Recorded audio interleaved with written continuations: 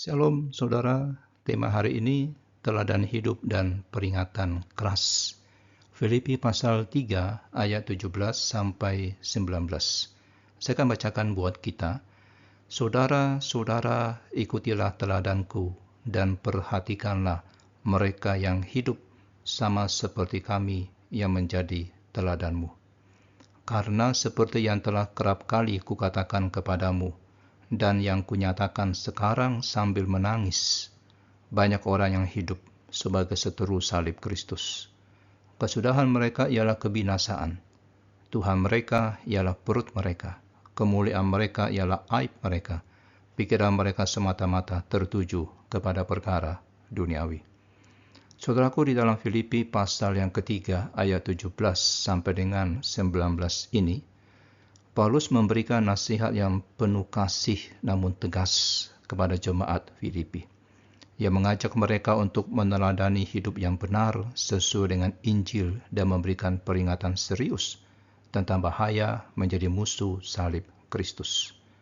Di ayat 17 dia menyatakan pentingnya keteladanan.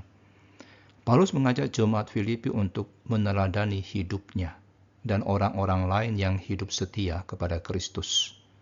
Ia menunjukkan bahwa hidup Kristen bukan hanya tentang pengetahuan, tapi juga tentang tindakan nyata yang mencerminkan kesetiaan kepada Kristus. Siapakah teladan iman saudara? Apakah saudara sendiri sudah menjadi teladan yang baik bagi orang lain?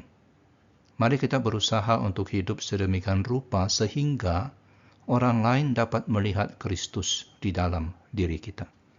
Dan di ayat yang ke-18 di sini, Paulus menyatakan tentang musuh-musuh salib Kristus. Dengan hati yang hancur, Paulus memperingatkan tentang mereka yang hidup sebagai musuh salib Kristus. Mereka adalah orang-orang yang menolak pesan penebusan, penyangkalan diri dan kerendahan hati yang dibawa oleh salib.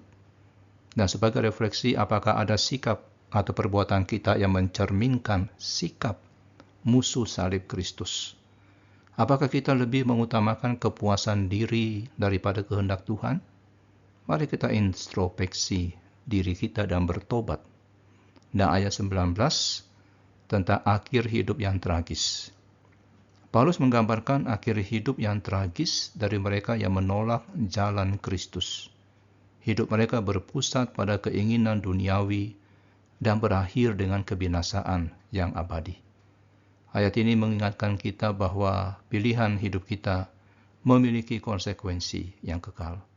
Mari kita memilih untuk mengikut Kristus dan hidup sesuai dengan kehendak-Nya, agar kita dapat mengalami hidup yang kekal bersama-sama dengan Kristus. Dan sebagai penutup, Filipi 3 ayat 17-19 ini memberikan kita gambaran yang jelas tentang pentingnya hidup yang benar sesuai dengan Injil dan bahaya dari menolak jalan Kristus. Mari kita meneladani hidup orang-orang yang setia kepada Kristus dan menjauhi jalan hidup yang menuntun kepada kebinasaan. Kiranya kita semua dapat hidup sebagai sahabat salib Kristus dan mengalami berkat kekal dari Tuhan. Mari kita berdoa. Bapa Surgawi, ampuni kami jika kami belum menjadi teladan yang baik. Jauhkan kami dari sikap dan perbuatan yang menjadikan kami musuh salib Kristus.